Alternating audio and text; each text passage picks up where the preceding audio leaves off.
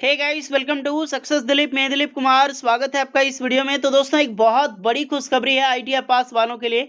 Railway में देखिए, अब जो भी वैकेंसीज आने वाली हैं लेवल 1 की, उसमें सिर्फ आईटीआई वाले और अप्रेंटिसशिप वाले ही अप्लाई कर पाएंगे। अब ये नहीं कि अप्रेंटिसशिप जरूरी है, नहीं गाइस, आईटीआई होना जरूरी है, इतना ध्यान रखना। हाँ, लेकिन अगर कोई यहाँ पर अप्लाई करना चाहता है 10th पास, तो क्या होने वाला है सब कुछ इस वीडियो में बताने वाला हूँ। देखिए, इससे रिलेटेड मैंने वीडियोस बनाई है। जैसे वीडियोस बनाई, काफी सारा भर भर के डाउट क्वेश्चन पूछे गए हैं उसमें, जो कि मैं इस वीडियो में कवर करने वाला हूं। सबसे बड़ा यहां पर यह होगा कि क्या एलपी टेक्नीशियन में भी ये रूल्स है जो लागू होने वाली है। एलपी टेक्नीशियन एक बहुत रेपुटेटेड जॉब है रेलवे की। खास करके जब आईटीआई पास आउट होते हैं बच्चे, तो सबसे बड़ा ड्रीम होता है रेलवे में एलपी की जॉब लेना। तो यही चीज है, क्या एलपी में भी ये रूल लागू होगी कि नहीं होगी, मैं इस वीडियो में चर्चा करने वाला हूँ। आईटीआई वाले और एनएससी के लिए एक बहुत बड़ी अपॉर्चुनिटी तो है ही, लेकिन क्या अब सिर्फ ग्रुप डी की जो भर्ती आएगी उसमें 10th वाले अप्लाई नहीं कर पाएंगे? जो 10th पास किए हैं सिर्फ, ना ही उसने अप्रेंटिसशिप किया है, ना ही उनने आईटीआई किया है, क्या वो अप्लाई कर पाएंगे कि नहीं अप्लाई कर पाएंगे? या फिर आने वाले समय में उनको नहीं जॉब मिलेगी रेलवे में? क्योंकि एक ही जॉब है 10th पास वालों के लिए, ओनली फॉर ग्रुप डी में। तो क्या रेलवे में 10th पास वालों के लिए जॉब नहीं मिलेगी? ये सारी डाउट्स आपके मन में होगी। तो चलिए डिस्कस करते हैं इस ऑफिशियल नोटिफिकेशन के जरिए। वीडियोस को पूरा देखिएगा, तभी आपके सारे डाउट्स क्लियर होने वाले हैं। और इस तरह की अब वीडियोस बहुत अच्छी है गाइस आईटीआई पास वालों के लिए। ये नियम आपको कैसा लगा, इसको बताकर हमें ज़रूर बताएं, एंड वीडियोस को एक लाइक ज़रूर करें। तो गाइस, सबसे पहले एक ऑफिशियल नोटिफिकेशन से ही मैं बताने वाला हूं, और यही ऑफिशियल नोटिफिकेशन है जो आईटीआई वालों के लिए ग्रेट अपॉर्चुनिटी लेकर आई है रेलवे में।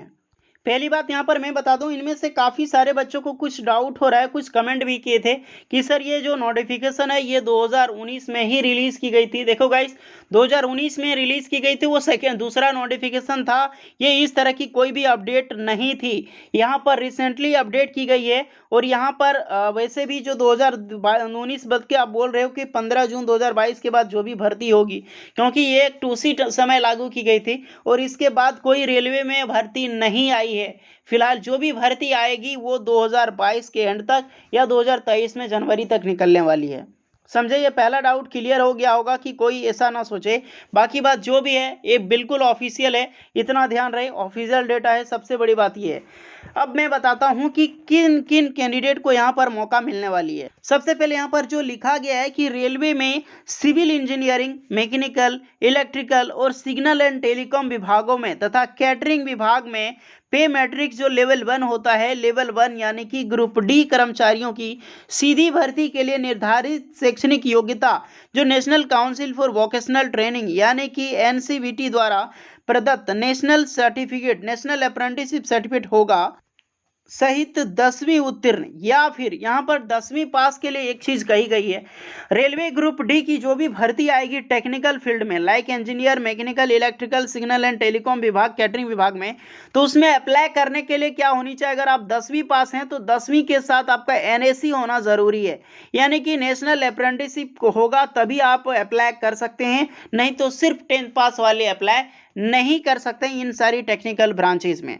नेक्स्ट है कि अगर आप 10th पास नहीं किए हैं, अप्रेंटिसशिप आप नहीं किए हैं, तो आपका सिर्फ आईटीआई है, आप अप्लाई कर सकते हैं। अब आईटीआई में कौन सा ट्रेड होगा गाइस? आईटीआई में कोई सा भी ट्रेड है, आपके पास एनसीवीटी की सर्टिफिकेट है या फिर एससीवीटी की सर्टिफिकेट है, आपने 1 साल से की है, 2 साल वाली की है, डजेंट मैटर, आपने आईटीआई की है, दैट इज इंपॉर्टेंट, आप अप्लाई कर पाओगे इस सारी ब्रांचेस में।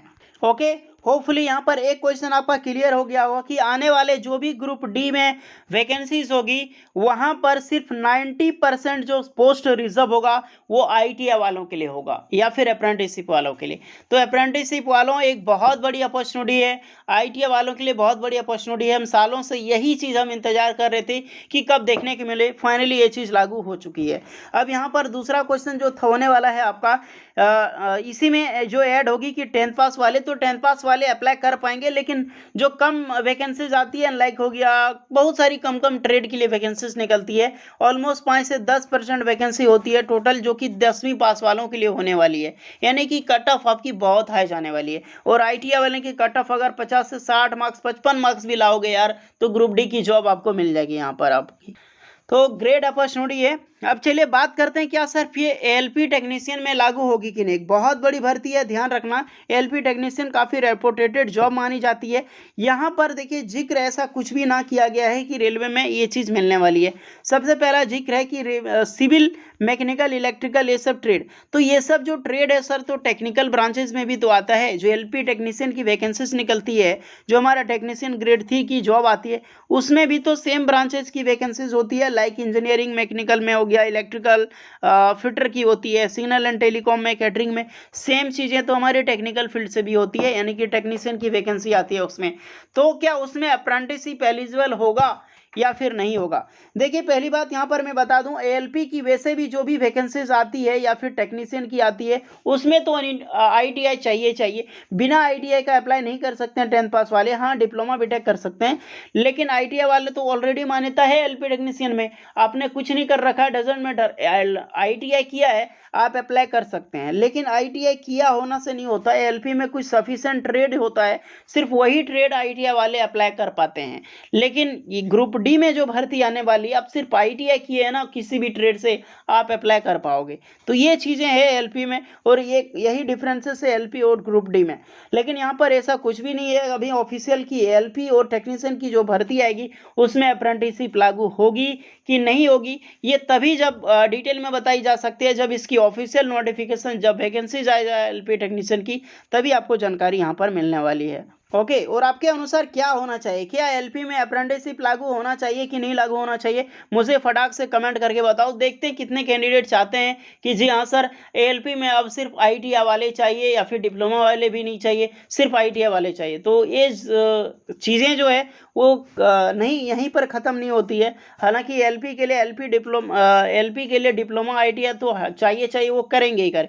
टेक्नीशियन में 12th पास वाले भी अप्लाई कर पाते हैं, आपको पता ही होगा, जो पीसीएम से किए होते हैं 12th। तो फुली दूसरा क्वेश्चन भी क्लियर हो गया था कि जो एलपी टेक्नीशियन में होगा, यहाँ पर अभी तक कोई भी अप्रेंटिसशिप लागू नहीं हुई है। आप सभी जैसे भी सिस्टम चला आ रहा है एलपी टेक्नीशियन की, वैसे कैंडिडेट अप्लाई कर पाओगे। ग्रुप डी में सब कुछ नियम बदला है, ग्रुप डी में सिर्फ आईटीआई चाहिए। तो मैंने ये जो डाउट आपके थे वो कंफर्म कर दिए हैं गाइस, एलपी की लेकर, या फिर 10th पास को लेकर कि 10th पास वाले अप्लाई कर पाएंगे कि नहीं, और आईटीआई एनसीवीटी को लेकर कि इसके लिए क्या एलिजिबिलिटी होगी।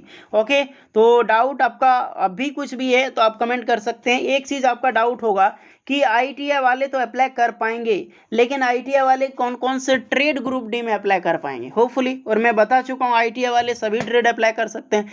लेकिन यहाँ होता है कि आईटीआई की ट्रेड की वैकेंसी किस किस में आती है, किस किस फील्ड में आती है। यहाँ पर तो लिखा गया sir electrical, mechanical, electrical, signal and telecom, लेकिन इसमें कौन कौन सी बेसिकली फील्ड होता है जहाँ पर सिर्फ आईटीआई अप्लाई कर पाते हैं, और कौन कौन सी ऐसा पोस्ट होगा जहाँ पर सिर्फ 10th पास अप्लाई कर पाएंगे। तो इसकी डिटेल वीडियो एक दिन मैं फिर से बना दूंगा, अगर आप चाहते हैं तो मुझे कमेंट करके ज़रूर बता दें। फिलहाल भर्ती की अपडेट अगर आप जानना चाहते हैं तो ग्रुप डी का पहले एग्जाम होने दीजिए। रेलवे के सभी एग्जाम कंडक्ट कराई जाएगी, उसके बाद 3 एग्जाम कंडक्ट जो है अपकमिंग वैकेंसी है, जो 2023 में आपको देखने को मिल सकती है। पहली वैकेंसी आरआरबी जेई की आने वाली है, उसके बाद आरआरबी जेई की अक्टूबर से नवंबर में हो सके आपकी वैकेंसी रिलीज हो जाए। सेकंड वैकेंसी जो आपकी आने वाली है एलपी टेक्नीशियन, एंड थर्ड आपकी ग्रुप डी की होने वाली है। और ग्रुप डी में भी भर्ती होगी, करीब 60 से 70 हज़ार फिर से वैकेंसीज होगी। एलपी के लिए 40,000 समथिंग मानी जाती है, और आरआरबी जेई के लिए 12 से 15,000 के बीच में आपकी होगी। ओके गाइस, तो फिलहाल आप वेट करो, तैयारी जारी रखो। 1 to 1 तो वैकेंसी आ रही है ना, काफ़ी आईटीआई वालों के लिए सरकारी नौकरी की बड़ी भर्ती निकल चुकी है, उसमें अप्लाई करो। बहुत बड़ी रिक्रूटमेंट और भी आने वाली है 2022 के अंत तक। तो होपफुली गाइस यही बतानी थी। वीडियोस कैसे लगी जरूर बताइएगा, यूजफुल लगी हो please like share and subscribe करें। चलिए मिलते हैं नेक्स्ट वीडियो में, तक के लिए जय हिंद।